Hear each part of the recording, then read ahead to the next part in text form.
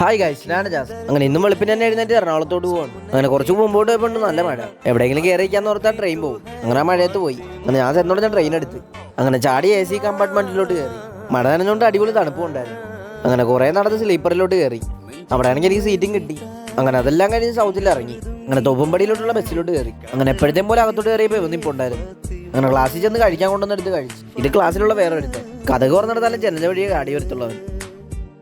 അങ്ങനെ ഒരു 10 വിട്ട് ഇന്ന് പ്രാക്ടിക്കലാണ്. ഇന്ന് നമുക്ക് വണ്ടി ഓടിക്കാൻ തരുമെന്നാണ് പറഞ്ഞത്. അങ്ങനെ അവിടെ നിന്ന് നടന്ന് നേരെ ട്രാക്കിലോട്ട്. അങ്ങനെ ട്രാക്കിൽ ചെന്ന് പറഞ്ഞാൽ എല്ലാവരും യൂണിഫോം എടുത്തിട്ട് നമുക്ക് ആദ്യം പഠിപ്പിക്കുന്നത് ഹൈഡ്രാ ക്രെയിൻ ആണ്. അങ്ങനെ ഓടിക്കാൻ കിട്ടി. ഫ്രണ്ടിലോട്ടും ബാക്കിലോട്ടും എടുക്കാനാണ് വന്നത്. അങ്ങനെ ഞാനൊരു ക്രെയിൻ ഡ്രൈവറായി. അങ്ങനെ 1 മണിയപ്പോൾ ക്ലാസ് കഴിഞ്ഞ് പിന്നെ നേരെ പോയി സൗത്തിൽ ഇറങ്ങി.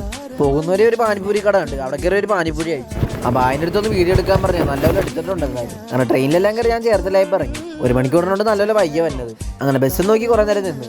അങ്ങനെ ബസ്സിലും കയറി കളത്തിട്ടായപ്പോൾ ഇറങ്ങി. ടിക്കറ്റിനാണെങ്കിൽ 20 രൂപ. അങ്ങനെ അവിടെ ഇറങ്ങി പിന്നെ ബൈക്ക് എടുക്കാനുള്ള നടത്താൻ തുടങ്ങി. അങ്ങനെ ഭാഗ്യത്തിനൊരു ചേട്ടൻ ലിഫ്റ്റ് തന്നു. അങ്ങനെ ഞാൻ എൻ്റെ ബൈക്ക് കൊടുത്ത് നേരെ വീട്ടിലോട്ട്.